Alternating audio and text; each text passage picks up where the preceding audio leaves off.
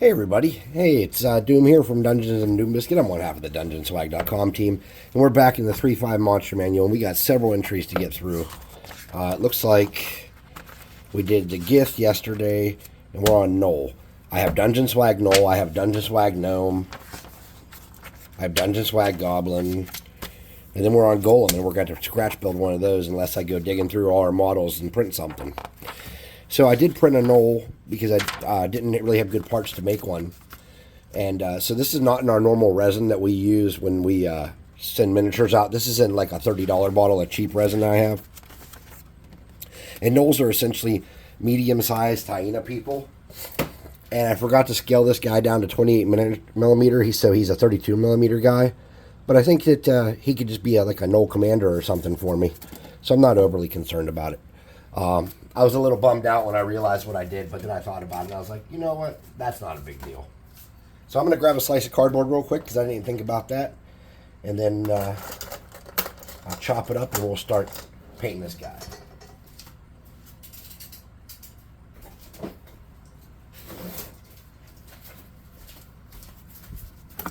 Oh, I had some cardboard right there. I'm a dumbass. Just ignore me. All right. Good morning, everybody. Apparently I'm off all day for the next couple of days because I got stupid COVID and can't work with COVID, so yeah. So I'm going to get some white paint here.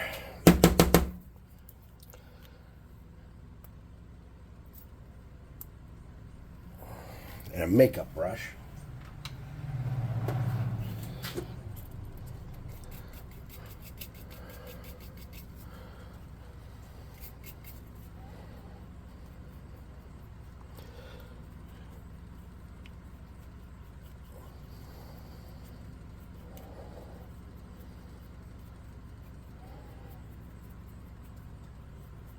Had a little trouble breathing. Not a whole bunch. Like steps, and I took the garbage out and stuff. And Mrs. Doom tried to help do stuff. She was doing stuff, and I couldn't sit back and do nothing. So I went out and carried garbage out. And I had like 2 bags of garbage in here from like just crap. And then in my 3D printing room, I had like an entire giant box of like old terry cloth and stuff from 3D printing, and I decided to get that out while I was there. And by the time I was done, I had no air left. I relaxed for a little bit and played some Minecraft because I got this cool Dire Wolf 20 mod pack that has I don't know what it's, Mine Colony I think it's called. It's this really sick like mod for Minecraft where you like build a village and you have to like give the crafting dudes the materials they need to build stuff, and they go build it, and they build these. I'm building a big fancy Viking town.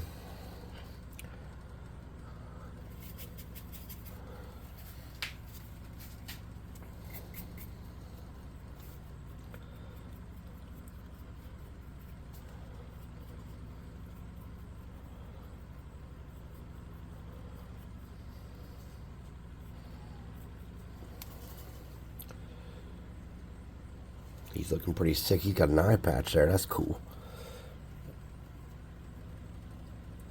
It's not a bad mini. I'll tell you that. Sven is just an extremely talented artist, man. If I could design minis like that, shoot. I probably wouldn't work. Yeah, I would. I like to have a job. I like to get out and about and contribute to society as much as I can.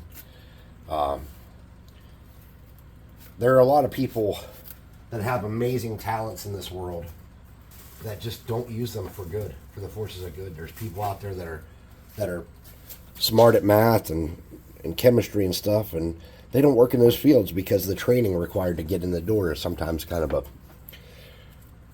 And that's true, you know, you got to go to college, and then you go to college and that's miserable, and half the professors have never worked in the fields you're trying to go work in, and you have to take labs, and those people are annoying. They're usually not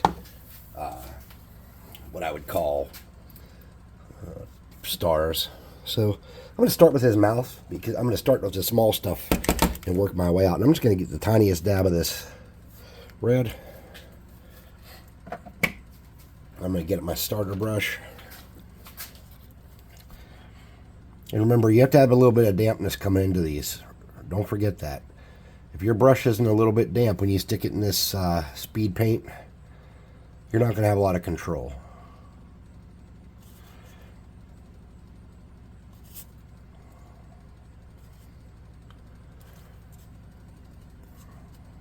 Man, this has got intense detail. It's insane. All right, so color-wise, we don't want this to be all brown.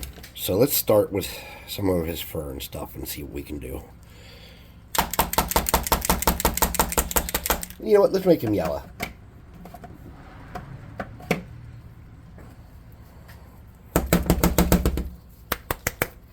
Man, my arm's sore. Everything's sore. I feel miserable. So I got some yellow here. I got to do some wiping. My yellow pot here is nasty and covered in junk. It's from me like shaking it when it's not closed all the way like a dumbass. And I do that quite a bit with these pots like this. You think with the years I've been using them I'd be out of that kind of habit, but I'm not. So let's get our yellow and let's start doing all the flesh.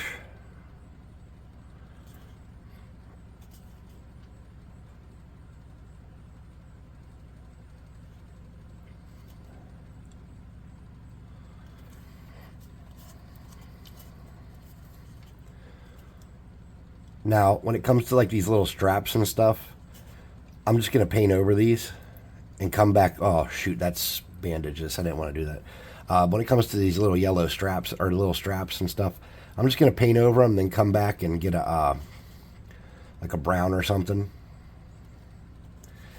and clean that up. So that was supposed to be like bandages or something on his leg there. And that's okay. We can come back and paint that like leather straps or something, and we'll make it look all right in the end.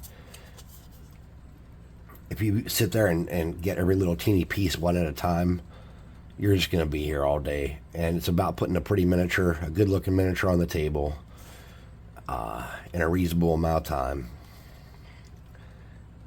We're not here at Dungeons and Doom Biscuit. We're not here doing competition level stuff. We're just not. All right, so I got a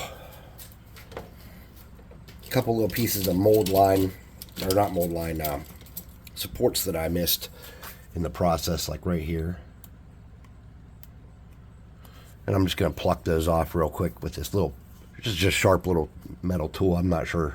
Maybe it's for working with clay, or I saw another piece somewhere. Maybe I didn't. Somewhere by his leg, maybe. Oh, there we go, right there.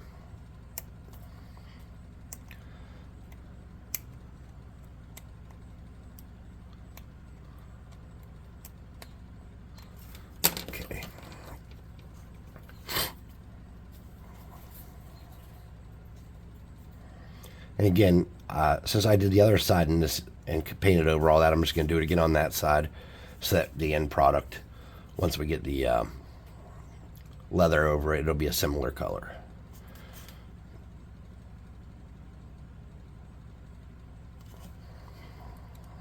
I wanted to go with a brown, but I decided to use yellow, so because I have a lot of, most of my Gnolls are brown and, you know, orangish brown and stuff. So I just wanted to give him a different look. Just like human beings, you have to assume that orcs and gnolls and every other creature has variation in skin tone. You know, even if you look at like white people, there's 100 tones between white people. If you look at Hispanic people, there's 100 tones within that range. With black people, 100 tones within that range. So variety is just a part of nature. I mean, look at dogs. You know, pugs have multiple coats that are potentially gonna, you know, be in their gene pool. So variation just exists in everything. Now, I broke this mini. I told you I did not use I didn't use business resin because I'm at my house in Ascorbic prints out all the business stuff. So I buy like cheap resin to print out like whatever garbage I want. Well, I didn't realize like how bad it was because I was just rushing to pull this guy off supports or pop supports, you know, and I broke his axe.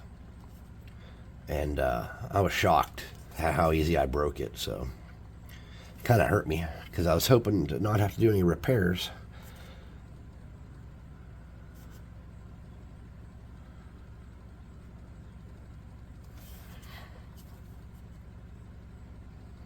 I'm still not sure if yellow is the right choice for this dude.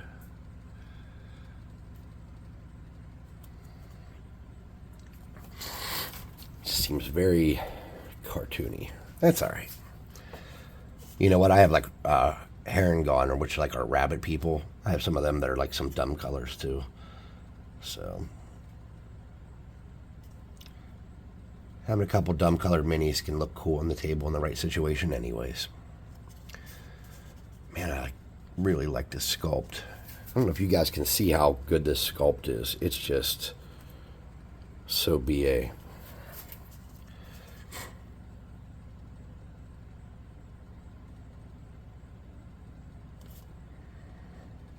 I feel terrible missing work. I actually like. I hear people say, "Oh, I hate my job. I hate my job." I like my job. I like what I do. I get irritated, and you guys have probably heard me complain about people that work for me and stuff. And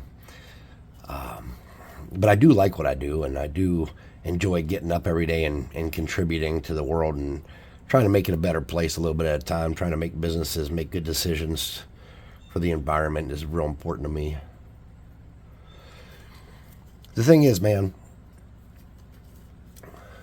I know a good bit about, like,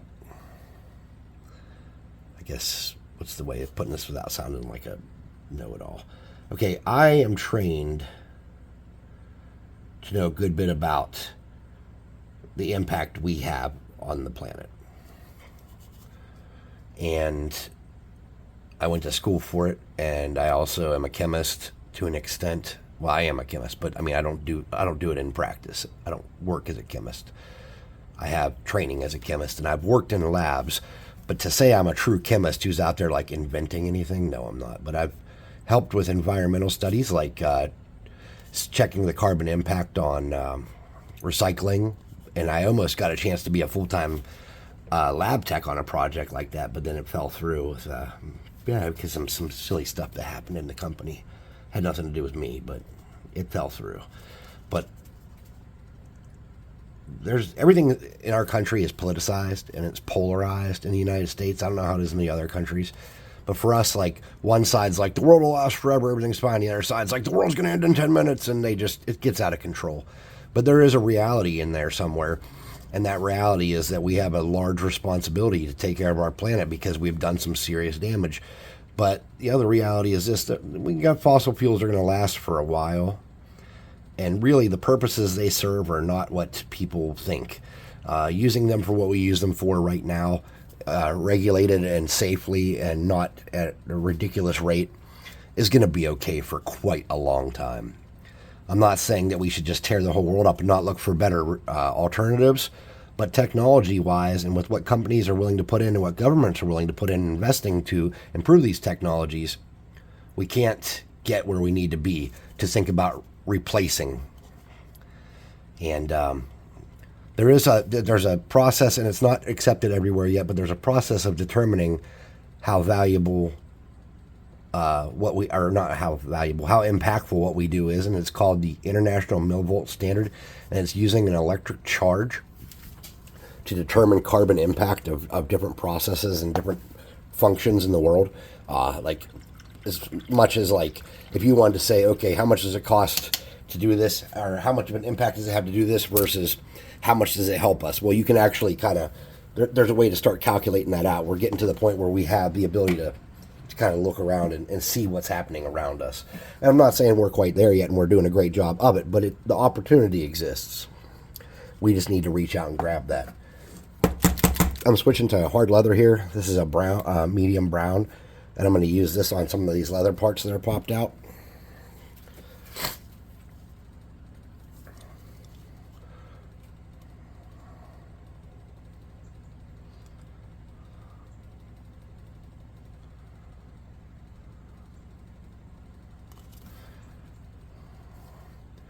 I don't like to say stuff about things because, you know, I know everybody has their own opinions and their own thoughts on stuff, and I don't want to be the final word on anything ever because I don't know everything in the world, believe it or not. But there are some things that I'm kind of passionate about, and one thing I'm compassionate about, or not compassionate about, one thing I'm passionate about is free thinking and doing your own research. And I do understand that there are documents and there are spreadsheets that you could look at all day and you might not understand them.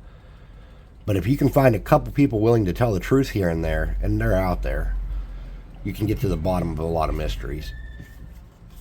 The problem is, I don't know if this is really a problem, maybe it's a good thing, but we have so much access to information, but we have so little access to know how true it is and how true it is not. I mean, just look at the fact that they're destroying our country by feeding us corn syrup. I mean, come on. They know that it's complex and that we don't break it down well. They know that it's creating our obesity problems. We know that many other countries have completely banned corn syrup products. But because we're on this giant push to grow corn for some reason, instead of having enough crops to feed our entire country, we have an obesity problem, a giant obesity problem. If you look at wheat bread, you know, wheat bread, they put corn syrup in there to help get rid of because corn syrup's sweet, you know, to help get rid of the bitter, the nasty, bland, bitter taste of the wheat bread. And so it destroys the fact that it's a healthy alternative to white bread. There's just all this garbage that our country doesn't make, and I'm not sure whose countries do and whose don't. I haven't done a study of this, but it shocks me that our country will do things like ban soda in schools instead of just getting corn syrup out of soda and going back to regular sugar, where people drank it for decades with no weight problems from it. We just don't make smart choices. We know what the problem is, and then we treat symptoms, or I don't know how to explain it without coming down on anybody. I don't want to make anybody a bad guy. Let's change the subject. This Gnoll is pretty sick. They're out there getting our garbage, thank God. Still got a little bit of that summer heat left, so if you put that garbage out the night prior and the sun comes up, it's a stinker. So we gotta leave the garbage sitting in the dining room or somewhere in the garage, which I don't want it in the garage because this is where I craft.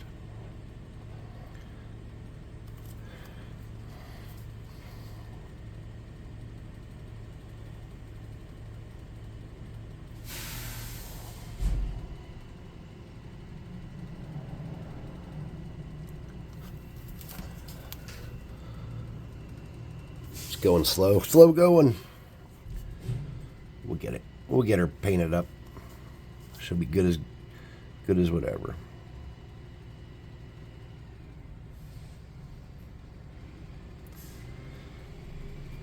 Tell you what, man, I've been hoping for grandkids. Been hoping for grandkids heavily. I miss some flesh back here. I'm going to have to grab that while we're in here.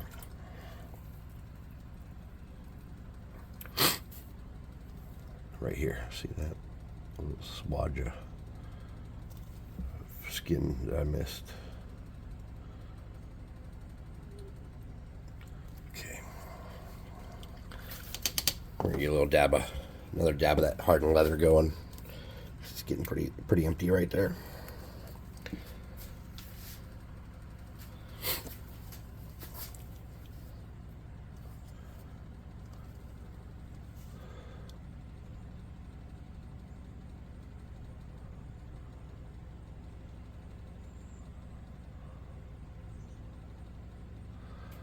So for those of you who haven't been using speed paints yet, if you can get some,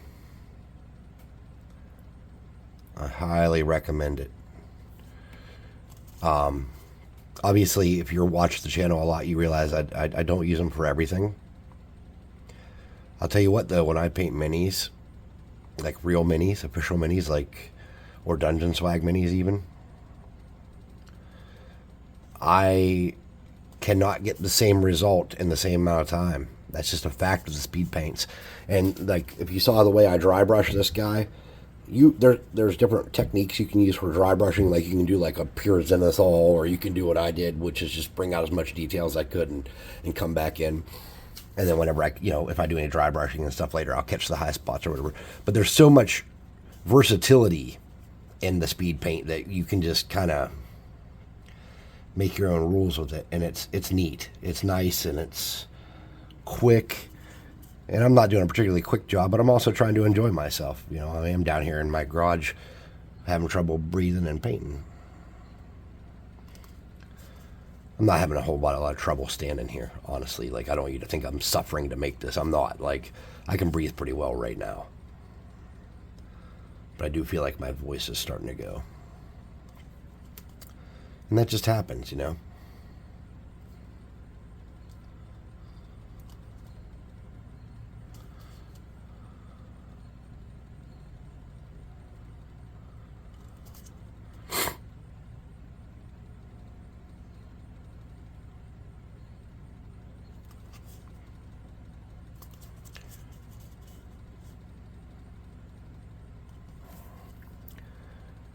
Alright. I kind of want to do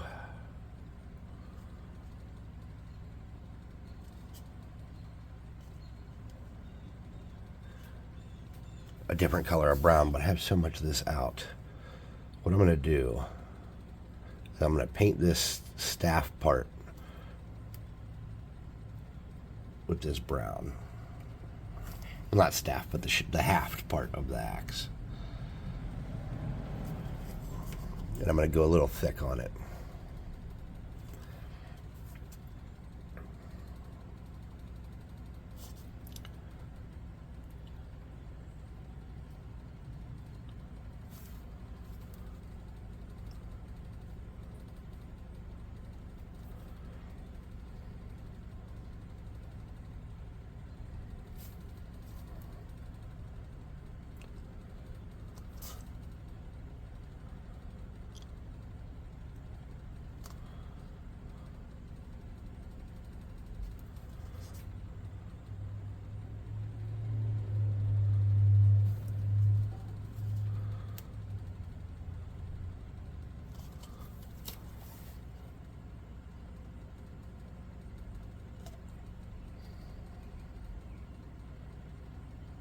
I got some on that metal there. I wasn't even paying attention. I was just excited and painting.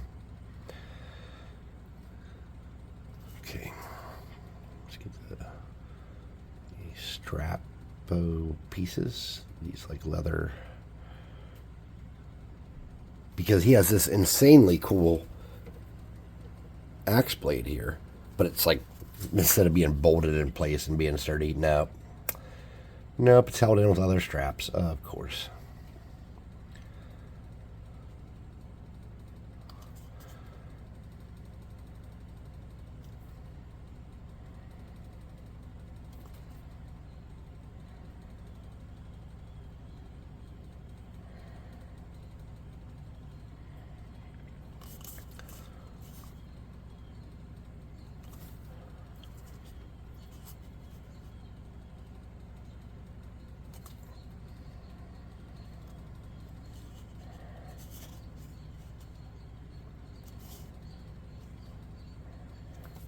Alright, I need to get in there with some yellow. I missed a spot inside that too. That's down in there as well. Okay. Let's get something, a new color. What I want to do now is I want to get an orange. If I can find one.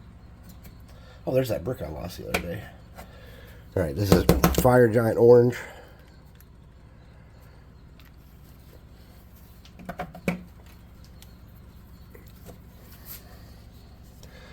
And I want to do his hair with this.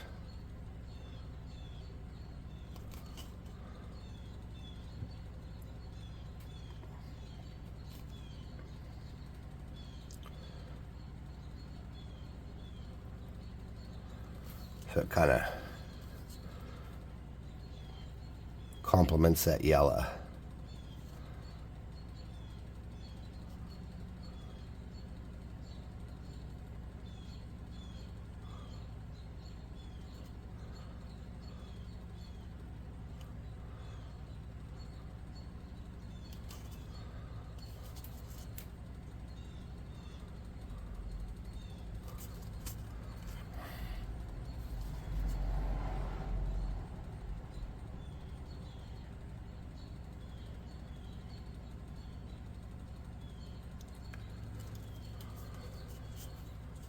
Man, I was really excited. I was going to go up to that Immortal Gaming again this week. Now I don't know if I'm going to get an opportunity to. I was super excited about that. Immortal Incorporated, I think it's called. It was that gaming store up in Ohio that I was talking about, and I linked their YouTube channel in one of my descriptions because I just thought they were so cool. And they're funny, like they're entertaining. Their YouTube content is. They do like, you know, silly commercials for their store and other stuff. And they do like a podcast format where they talk about old games, and it's just they have a lot on there, and it's cool. And I was really excited to go up there, and now I can't, and I'm super bummed.